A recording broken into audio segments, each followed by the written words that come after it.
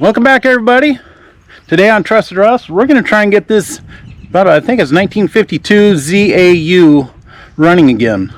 It hasn't run since last summer, I believe, last fall maybe, when I parked it right here. The problem with it is the starter solenoid is not working. It's not making contact, and then the not the starter button, but the ignition switch to turn power on to the coil and to the points is not working. So I've been using a jumper wire from the battery to the coil and then crossing the starter solenoid to get this thing to run. So hopefully I've got the right solenoid in the shop. I don't know what I'm going to do about the switch except maybe play with it a little bit, because I don't remember if I have a new switch or not. I'll have to look. But yeah, the last time we actually used it, and right now it's still hooked up to the last time I actually used it. I have the disc on it, 8-foot disc. I'm not sure if that's a McCormick or a Ford. I don't see any IH numbers on it. And then I got this 8-foot Harrow, maybe 10-foot, sitting right here in the tall grass. So I like to move it, keep it running. It's sitting outside. God, and I might have left water in it over the winter, which isn't the most awful thing because the bottom of this radiator leaks.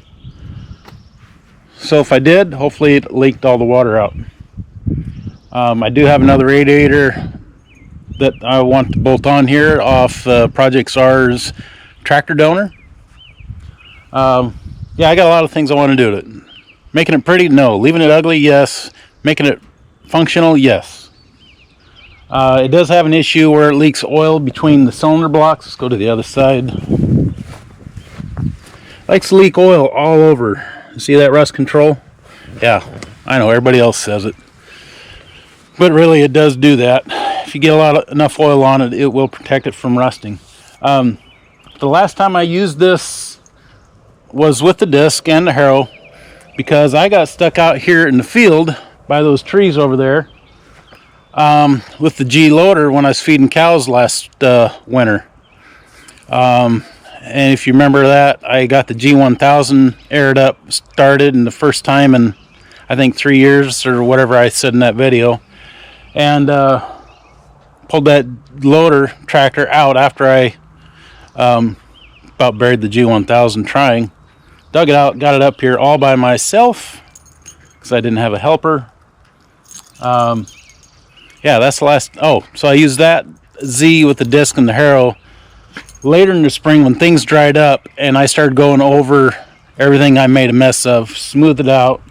Right now the disc is set at a direct 90-degree angle, so it's not cutting up the yard when I do move it, but I had it at a heavier angle because that clay out there was starting to dry up. There's that fine line where you want to get the clay dirt worked over. It's not too wet to where you're not going to get stuck, but it's dry enough where it's you're dry enough you can work on it, wet enough you can work it. So it's not just dry concrete.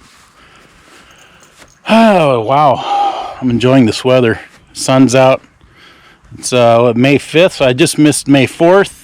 If you're trekking, or if you're into Star Wars, you had May 4th. If you're into G1000s or Minneapolis Moline with 504s, you also have a day, the 504. No, I didn't post anything on any of the Moline pages, but they're sitting up there behind you. So the last couple of days I've been doing yard work and weed eating and making my rusty junk iron, gold, whatever you want to call it, a little nicer looking. Underneath everything, all the tractors, the equipment, cleaned it all up. Makes me happy. So I'm going to go grab a bucket of tools, a battery, and whatever else I need, and we're going to start working on that Z. Oh, update on the R. Before we go there, I've been coming out here just about every day and pushing on that crank. Right about there. You might see that I have a high lift jack. Well, in the past, let me get you out of the sun. In the past, there's been a couple tractors I've been able to put pressure on the crank and just keep constant pressure on it. And eventually it'll turn over. Well, I was using this high lift jack on the crank. A couple days ago, because I haven't seen any movement, a couple days ago I put the high lift jack on the hand crank and put pressure on it. Worried that I was going to shear that round stock off right there. I didn't need to worry about it. I've done that before. I did not need to worry about it this time. So day one, put pressure on it. Happy. Come out here yesterday. Kind of looked at it, grabbed the jack, gave it a little jiggle, and it moved. I was like, ooh, either settled into the gravel or it made some movement, progress. So, and I shouldn't have done it. So I put one more crank in it. And if you know the high lift jack, it is, I don't know, I'm looking at it, about an inch. Well, that was too much. So I'll show you.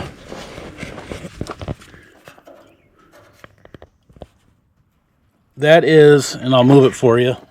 That is the other end of the hand crank that's moving. That goes into some ears on the end of the crank to grab the crank to be able to spin it. Oops, sorry. So I tried to spin it, or tried to move it, and those I added more pressure to the jack, and two of the ears snapped off, and it was like pretty loud. Startled me. So I can't use the jack right now because I can only lift up. No, push down. I can only push down. So I'm gonna have to figure out something else. Maybe hang some weight on it. I don't know. I may have to take the head off. It's been a couple weeks, I believe. I've been messing with it and I'm not making progress. I thought maybe by now we'd have something. So, all right, let's go get some tools.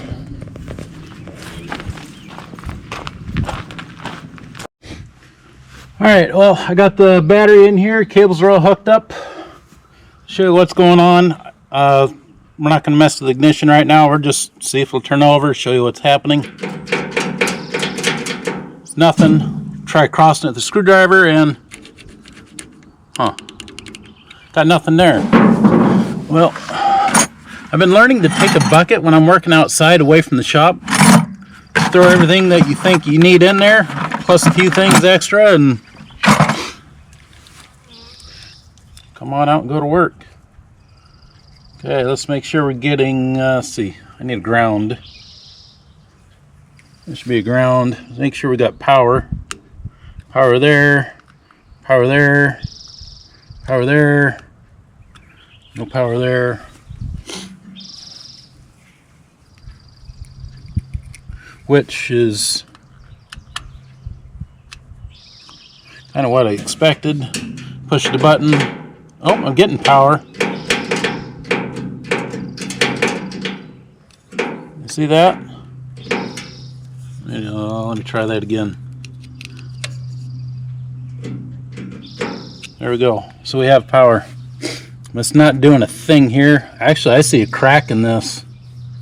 So I thought I'd be able to cross it and was getting it to work, but maybe it got some water in it and did itself in. So we'll disconnect the battery. Get that out of the way, no chance. Let's see. Took my ring off, especially working with electrical.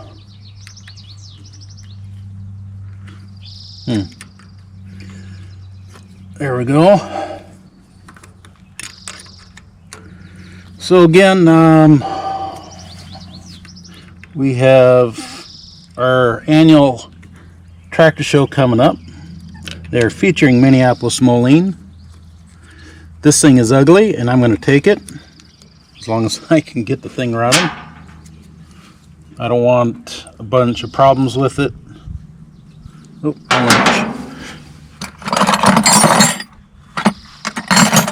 I want it to be reliable.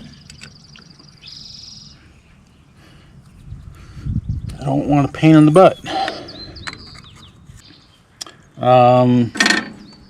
Yeah, I'm gonna have to go bend that, which looks like I've bent it once before. It's just supposed to be a 90 with a bend in it.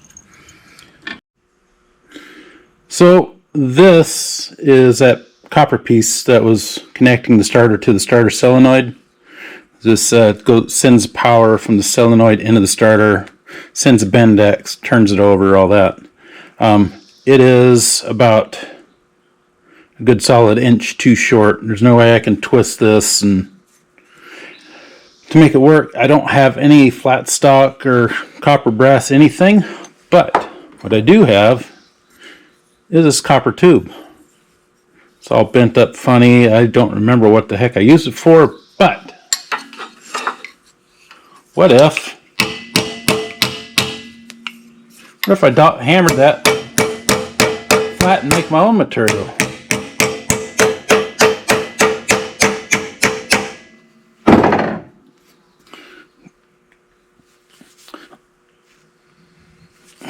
Straighten it out some.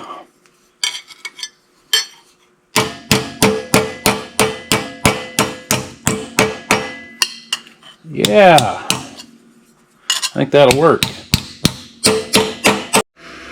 Well, that's what I come up with. It's not factory, and it's got this long curve to it. I've got to cut the length. I just need to drill a couple holes. I just ground the burrs off so I don't cut myself, but you see, oops, wrong way.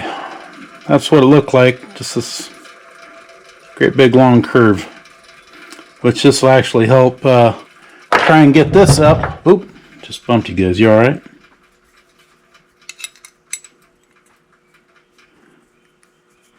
Because this one has a step down or a step up.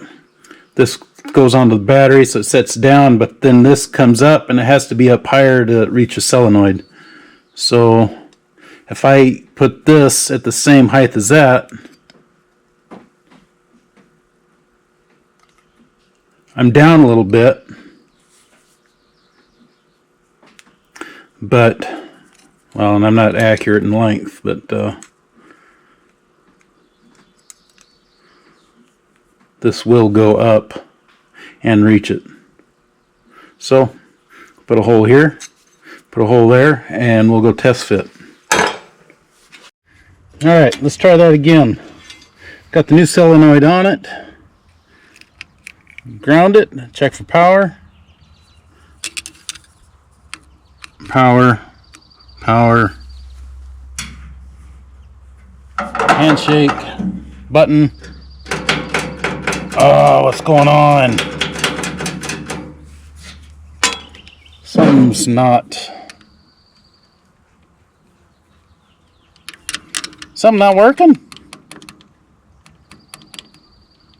It should work just fine. Power to it. Hit the button.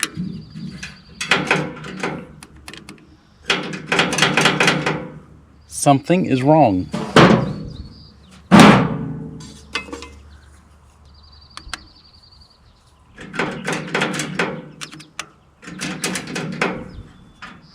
And you don't have to have your ignition switch on. You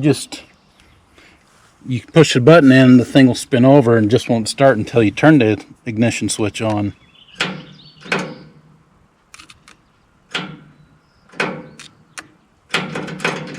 Unless I got a short somewhere. Okay, well, apparently I got other issues. This thing should at least be clicking, showing me power here, which will connect power to the starter. I'm not getting anything, so I'm going to look into this a little farther, and maybe I got a short. I don't know. Yeah, let me look into it. So I just got this back together. Right here it has that sticker on it that says battery. So I assume that that's the side that the battery cable would hook to. So while I've been messing around with this, you've been seeing me, and I don't know how well you can see the test light working. I test on the battery side, and I test where the top up here. I had power here and here. And after right before I came back to this and I was messing with it, I went and checked another tractor. I was like, that doesn't seem right. I shouldn't have power here, because this is the starter button. This is what makes the contact for these two wires. So your hot wire to the battery comes here. That is the button, starter button. So when you hit the starter button, it sends power to here, makes these two contacts in here connect, sending power from here down to here. But I had power here, and that didn't seem right. So while I was off camera, I turned this around. I put the old piece of copper back on here, put one little bend in it, and now it's working right. I have power here, no power here. I have not tried the starter button yet. Let's try it together. Well, that was something. It clicked. Didn't turn over, but it clicked. So we're on the right path. All right. Well, I got to put you down so I can figure out what to do next, or so I can have both hands. So I kept messing with the net ground cable, and now we have this. The clicking side, the clicking here, I'm not sure. This is a 6-volt starter relay, and I have a 12-volt battery in here. I've done this before, and I've never heard that clicking noise, but this tractor always seems to do it. But all right, now we gotta see if I can get this ignition switch working. Oh, here's if you haven't seen the dash of one of these old Molines, here it is. You have a dash light, amp gauge, oil pressure, I believe, and water temp. And here's your starter button. This here's your ignition switch, and that's a fuse. That's off, that's on. It's clicking, but it's not doing anything. So switch might be bad, I don't know. But you have these 3 screws, 1, 2, and 3, that you can take off. And we're gonna hope that there's not a bee's nest sitting on the back side of this. In fact, we're gonna hope that we can even get these screws out, flatheads. Oh, there we go. There's one down there, that white clump, and then there's this one right here.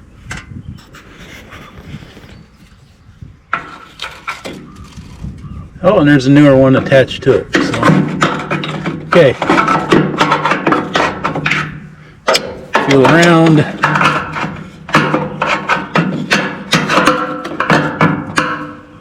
There we go. Okay. So this is a switch.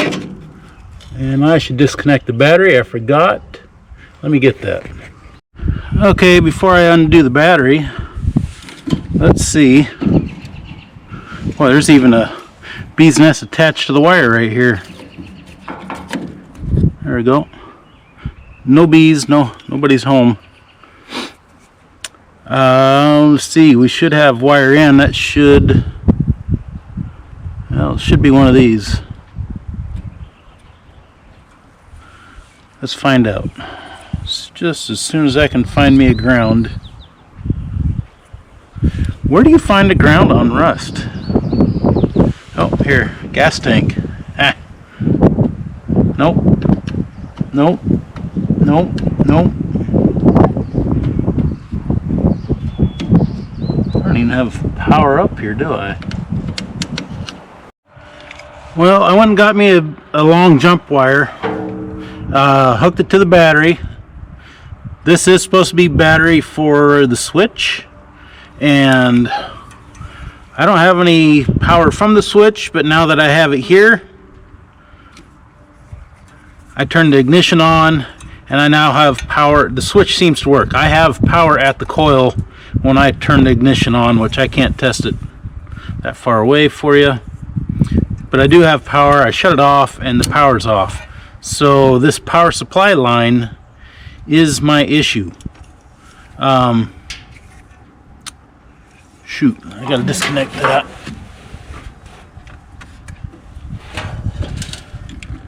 Okay. So without my jumper wire, I have no power so far. So I need to hunt that down, and either I'm gonna run a secondary wire, you know, a new wire, so I have power up here, or I will find my short or breaking wire and we'll fix it. And I'll get you up to speed when I know something. Well, different day, different shirt. This is what I learned on the wiring. I ended up going in the house and downloading a wiring diagram for the letter series of the Minneapolis Moline.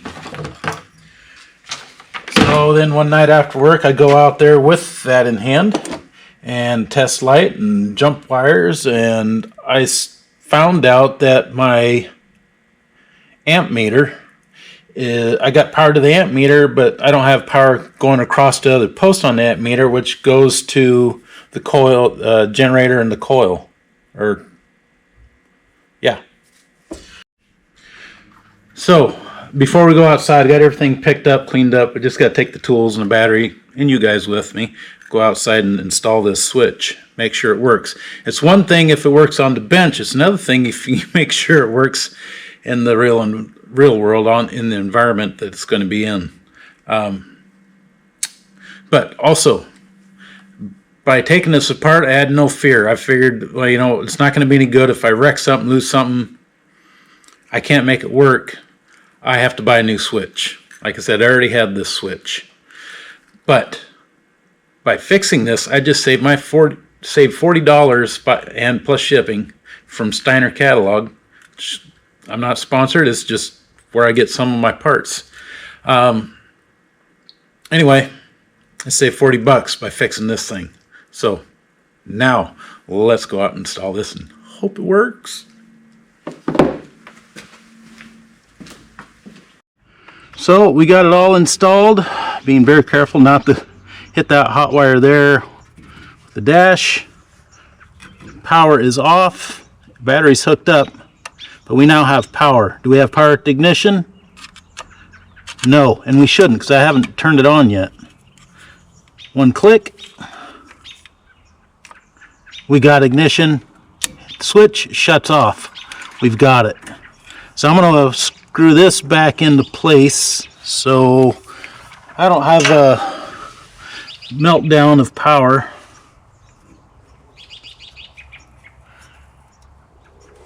Ground anything out. There we go. Thing's out of gas. Good thing I checked before I tried starting it. It was bone dry. Alright, now we'll turn the gas on. Oh, that's the problem. I had it on since last time I ran this thing. Alright then. Being drained out. Okay. Make sure she's in neutral. Clutch is back anyway. Even if it was in gear, it wasn't going to go anywhere until the clutch comes forward, but the heck with that. Okay, I don't have a choke cable on this, so I'm going to have to do this manual. Here we go. Holy cow. No choke. That's it. Burn. Man, what a relief that is. Oh, it's like a sewing machine. This is awesome. I was kind of nervous I was going to have to clean the points or do something, or I don't know, but she's ugly. It's one of the ugliest ones I got, but she sure does run good. Wow. I guess that's why I'm going to put the other hood and different radiator on it. I don't have another tank. This tank is caved in right here, but it's fixable. The inside is nice and clean. I'm not going to mess with it though. So. Alright, let's get you moved out of the way and see if this thing will move it.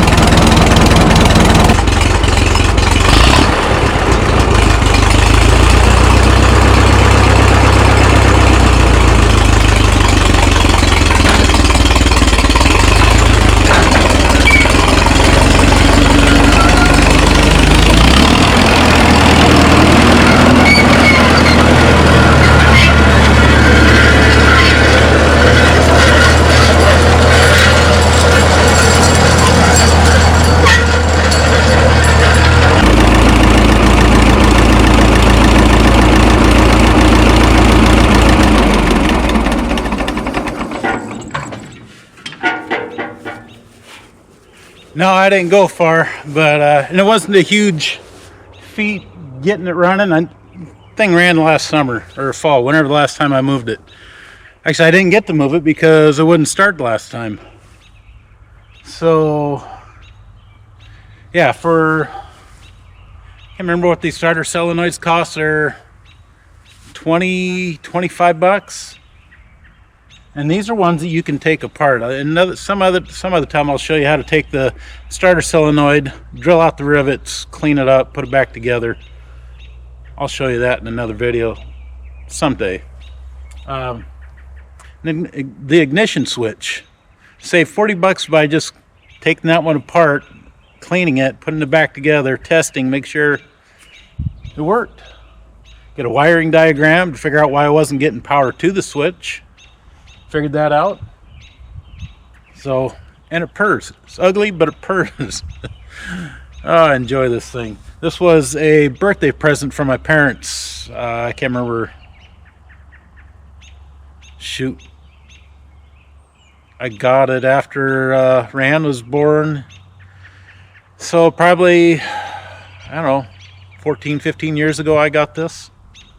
Had a loader on it, got rid of the loader, and apparently the guy that owned it was a roofer. It was underneath not a roof. He wasn't a roofer.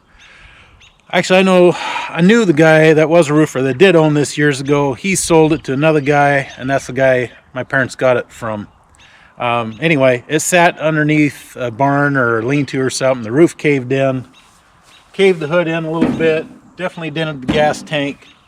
I took the hood off, stuck it back on the grass, and I just started stomping the dent out of it. And yeah, it's right in this area. Anyway, it's remarkably straight for just stomping on it. Anyway, guess that's it for this video. Ugly old Z's running again. Now I can dump the disc or leave the disc on, whichever. I go out in the field and we can harrow with it now. It's a relief. And it can go to the show. Again, this year's featured tractor at the Puget Sound Antique Tractor Machinery Association is Minneapolis Moline, and we'll see what's going on. 10 years ago, I took every running Moline plus one that didn't. There, and I don't remember how many that was, if that was 10, 12, 14, I don't know. Probably closer to 10, 12. Well, that's it. I'm rambling. So, thanks for watching, and we'll see you in the next one. Bye. Man, this thing runs good. Ooh. I gotta check the antifreeze or the water.